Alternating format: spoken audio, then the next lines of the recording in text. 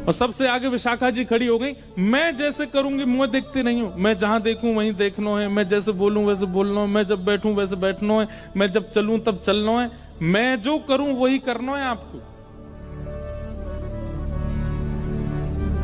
इतनी भोली हैं श्री जी, इतनी सीधी हैं। ठीक है, कर लूंगी।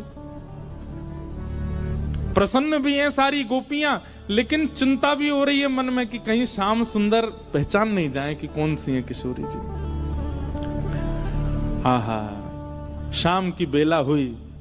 ठाकुर जी बढ़िया सुंदर कटकाछनी पहन करके, मुकुट धारण करके, सुंदर श्रृंगार गलमाला पहन करके और कानन में बढ़िया मकराकृत कुंडल धारण करके वंशी बजाते भय निकुंज में जैसे ही आए। निकुंज में प्रवेश करके जैसे नेत्र खोल करके देखे, आज तो भैया 9 राधा रानी खड़ी हैं सामने। किशोरी जी।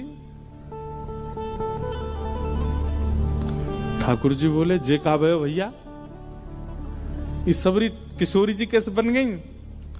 अब सामने 9 की 9 एक साथ बोल रही हैं, आओ श्याम सुंदर स्वागत है। अब 9 को एक ही स्वर निकलो। भैया जी काहे गो, ये इतने सारे कैसे है गए? अब एक कोई बोल जाएगा और बाकी शांत रहे तो ठाकुर जी को पता चल जाएगी ज्यादा चपड़ चपड़ बोल रही है जो विशाखा है, तो इसलिए सब एक साथ बोल रही हैं, हे श्याम सुंदर। आप कहते हैं कि आपका और किशोरी जी का बालपन का संबंध है, आप बचपन से ही एक साथ हो। ठाकुर जी बचपन ते नहीं, जन्मन ते संग हैं, हमेशा ते संग है। तो बोलो ठीक है, अपने आप उंगली रख करके बताओ हम में से किशोरी कौन सी है, हम में से राधा रानी कौन सी है, हम में से राधा रानी कौन सी है।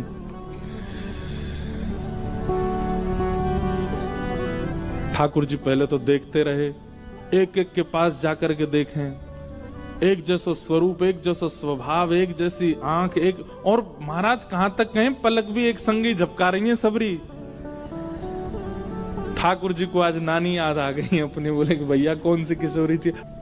वास्तविक में ठाकुर जी को सब पता है, लेकिन अब लीला किशोर सखियां कर रही हैं, यही तो लीला है, यही तो निकुंज का आनंद है। तो ठाकुर जी भी उसमें ईश्वरत्व प्रकट नहीं होने देते, लीला है तो लीला ही चलने देंगे। वहां ठाकुर जी सहज ही ऐसे हो जाते हैं, ठीक है नहीं पता मुझे। एक एक के पास जाकर श्यामा जी, मैं आपको सौगंध खा के कह रहा हूं, आप जो कहोगे सो करूंगा। अब पता नहीं कौन सी सखी है सामने, उससे ही कह रहे हैं, एक बार बताए तो आप